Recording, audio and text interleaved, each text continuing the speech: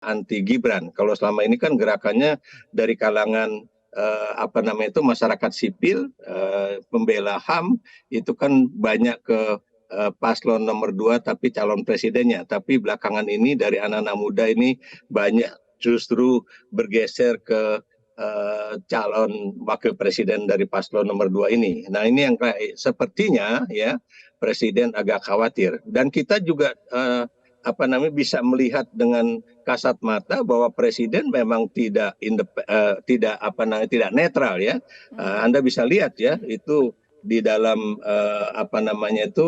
iklan-iklan dari salah satu partai politik, beliau muncul ya dengan mengatakan bahwa partai politik ini akan menang ya, dan ini adalah partainya dia dan sebagainya dan sebagainya. Belum lagi di salah satu partai politik besar ya itu menyatakan juga ya ini anak muda, ini giliran anak muda, dan di situ ada anaknya ya bahwa Gibran itu sebagai calon wakil presiden. Jadi bagaimana mungkin kita bisa mengatakan bahwa presiden itu akan netral?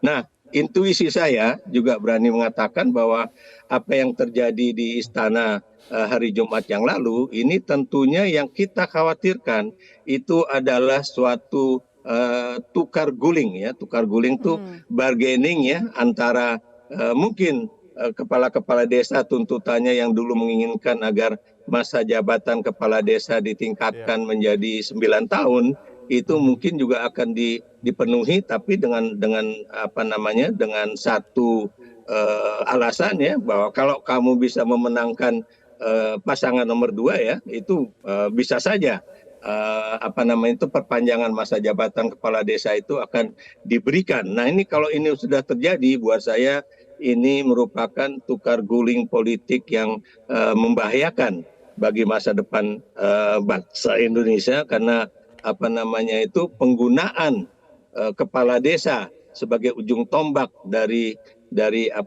kampanye pemenangan salah satu paslon itu benar-benar sudah begitu masif, begitu begitu jelas ya, dan melebihi dari tahun 2019 atau 2014 yang lalu. Kalau 2019 itu kan kepala desa hanya digunakan sebagai kepanjangan tangan dari negara untuk membagi-bagi istilahnya itu bantuan sosial atau whatever the name yang mereka istilahkan ya. Dan sekarang kelihatannya tidak lagi cukup hanya untuk menggunakan bagi-bagi uang ataupun yang lain, tapi juga ini menjadi suatu ujung tombak bagi pemenangan dari paslon nomor 2 begitu.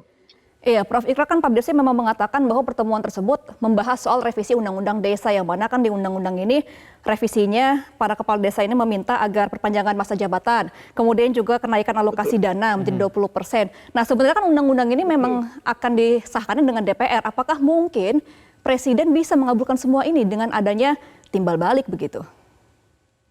Nah, begini ya, karena Anda tahu persis ya bahwa biar bagaimanapun Presiden saat ini masih memegang posisi atau tampuk tertinggi dalam pemerintahan ya. Dan Anda juga jangan lupa ya bahwa koalisi paslon nomor 2 ini adalah paslon yang terbesar ya. Maksud saya dari sisi dukungan dari partai-partai politik kan terbesar ya. Di situ ada Golkar, di situ ada PAN, di situ juga ada partai-partai lain yang boleh dikatakan yang dulu bersaingan atau berhadapan satu sama lain, tapi sekarang mereka menyatu di dalam partai, di dalam koalisi partai tersebut. Dan kita juga tahu bahwa bagaimanapun mereka juga bisa memenangkan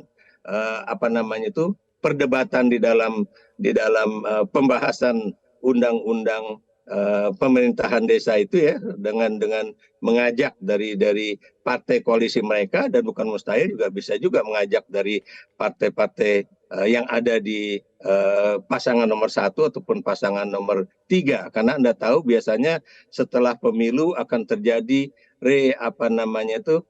reconditioning politik ya, di mana koalisi itu bisa saja makin besar, walaupun bukan mustahil itu juga bisa juga tidak sebesar pada 2019 yang lalu, karena Anda tahu 2019 itu adalah masa di mana Presiden Jokowi melakukan politik akomodasi yang bukan cuma menarik partai Golkar ya, tapi juga partai-partai lain yang kemudian selama ini masih berseberangan dengan pemerintah pada saat itu ya. Kalau Partai Golkar memang 2019 sudah menjadi bagian dari koalisi besar pendukung Jokowi pada saat itu.